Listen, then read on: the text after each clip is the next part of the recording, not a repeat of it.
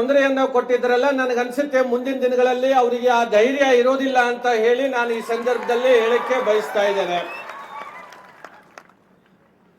ಇಡೀ ವಿಶ್ವದಲ್ಲಿ ಸಮಾನತೆಗಾಗಿ ಇವತ್ತು ತನ್ನ ಬದುಕನ್ನ ಸಮರ್ಪಣೆಯನ್ನ ಮಾಡಿರುವಂತಹ ಅಣ್ಣ ಬಸವಣ್ಣವರ ಸಮಾಜದವರಾಗಿರುವಂತಹ ನಾವು ವೀರಶೈವ ಲಿಂಗಾಯತ ಸಮಾಜ ವಿಶ್ವಕ್ಕೆ ಮೊದಲನೇ ಪಾರ್ಲಿಮೆಂಟ್ ಅನ್ನ, ವಿಶ್ವಕ್ಕೆ ಮೊದಲನೇ ಪ್ರಜಾಪ್ರಭುತ್ವವನ್ನ ಕೊಟ್ಟಂತ ಇಡೀ ನಾಡಿನಲ್ಲಿ ಯಾರಾದ್ರೂ ಇದ್ರೆ ಅದು ಅಣ್ಣ ಬಸವಣ್ಣವರು ಅಂತ ಹೇಳಿ ನಾವು ಈ ಸಂದರ್ಭದಲ್ಲಿ ಹೇಳಬೇಕಾಗತ್ತೆ.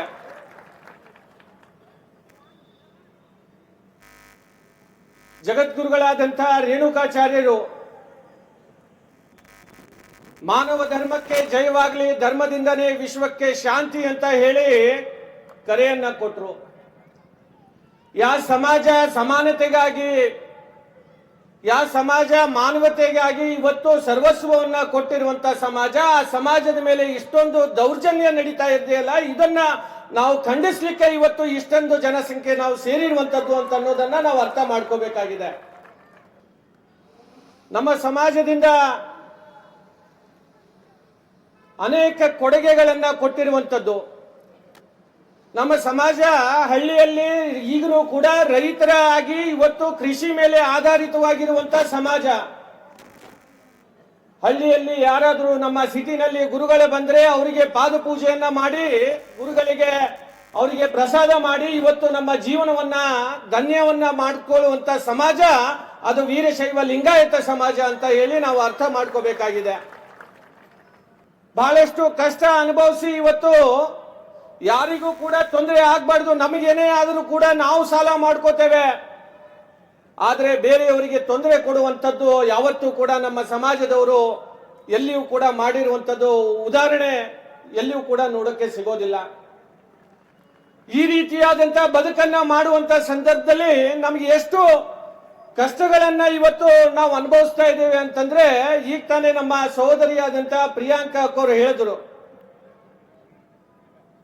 ಇದು ಒಂದು ಕತೆ. ಆದರೆ ನಾವು ವೀರಶೈವ ಕಲ್ಯಾಣ ಮಂಟಪದಲ್ಲಿ ಚಂದ್ರಗೌಡರು ನಾವು ಸೇರಿ ಅಲ್ಲಿ ಕಲ್ಯಾಣ ಮಂಟಪದಲ್ಲಿ ಒಂದು ಸಭೆಯನ್ನ ಮಾಡಿದೆವು.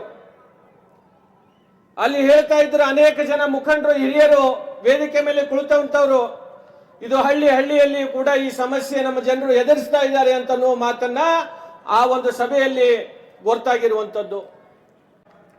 ಡಾಕ್ಟರ್ ಉಮೇಶ್ ಜಾಧವ್ ಅವ್ರ ಬಗ್ಗೆ ಹೇಳಬೇಕು ಅಂತಂದ್ರೆ, ಸ್ವಾಮಿ, ಈ ಕರ್ನಾಟಕದಲ್ಲಿ ಮಾನ್ಯ ಯಡಿಯೂರಪ್ಪ ಸಾಹೇಬ್ರು ಈ ರಾಜ್ಯದಲ್ಲಿ ಒಬ್ಬ ಲಿಂಗಾಯತರು ಮುಖ್ಯಮಂತ್ರಿ ಆಗ್ಬೇಕು ಅಂತ ಹೇಳಿ ಮೊದಲನೇ ರಾಜೀನಾಮೆ ಕೊಟ್ಟವರು ಯಾರಾದ್ರೂ ಇದ್ರೆ ಅದು ಡಾಕ್ಟರ್ ಉಮೇಶ್ ಜಾಧವ್ ಅಂತ ಹೇಳಿ ಈ ಸಂದರ್ಭದಲ್ಲಿ ಹೇಳಬೇಕಾಗುತ್ತೆ.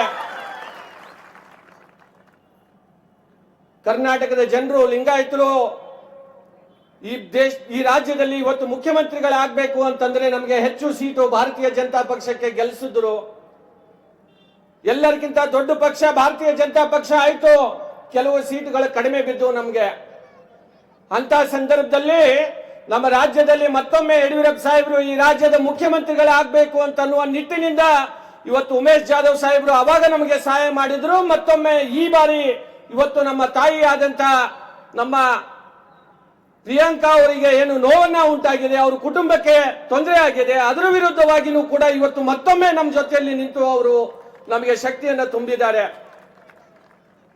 ನಾನು ಮತ್ತೊಮ್ಮೆ ನಮ್ಮ ಎಲ್ಲ ಸಮಾಜದ ಹಿರಿಯರಲ್ಲಿ, ತಾಯಂದಿರಲ್ಲಿ, ಅಣ್ಣ ತಮ್ಮಂದರಲ್ಲಿ, ಗುರುಗಳಲ್ಲಿ ಕೈ ಮುಗಿದು ಪ್ರಾರ್ಥನೆ ಮಾಡ್ತೇನೆ. ಪಕ್ಷಾತೀತವಾಗಿ ನಾವು ರಾಜಕೀಯ ಮುಖಂಡರು ನಮ್ಮ ಸ್ವಾರ್ಥ ಏನೇ ಇದ್ರೂ ಕೂಡ ನಾವೆಲ್ಲರೂ ಕೂಡ ಬಿಟ್ಟು ನಮ್ಮ ಸಮಾಜ ವಿಷಯ ಬಂದಾಗ ನಾವೆಲ್ಲರೂ ಕೂಡ ಒಂದಾಗಿ ನಿಲ್ಬೇಕು ಅಂತನ್ನುವ ಮಾತನ್ನ ಈ ಸಂದರ್ಭದಲ್ಲಿ ನಾನು ಕೈ ಮುಗಿದು ಎಲ್ಲರಲ್ಲೂ ಕೂಡ ಪ್ರಾರ್ಥನೆ ಮಾಡ್ತೇನೆ. ನಮ್ಮ ಸಮಾಜದಲ್ಲಿ ಏನೇ ಈ ರೀತಿಯಾದಂತಹ ತೊಂದರೆ ಆದ್ರೆ ಮುಂದಿನ ದಿನಗಳಲ್ಲಿ ನಾವು ಇನ್ನೂ ಹೆಚ್ಚು ಹೋರಾಟಗಳನ್ನ ಮಾಡಬೇಕಾಗಿದೆ.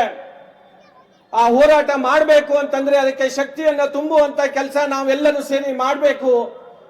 ಕೇವಲ ಇವತ್ತು ಒಂದು ದಿವಸ ಸೇರಿ ಮತ್ತೆ ಇದು ಮರ್ತು ಹೋದ್ರೆ ಮತ್ತೆ ನಮ್ಮ ಪರಿಸ್ಥಿತಿ ಅದೇ ರೀತಿ ಆಗುತ್ತೆ.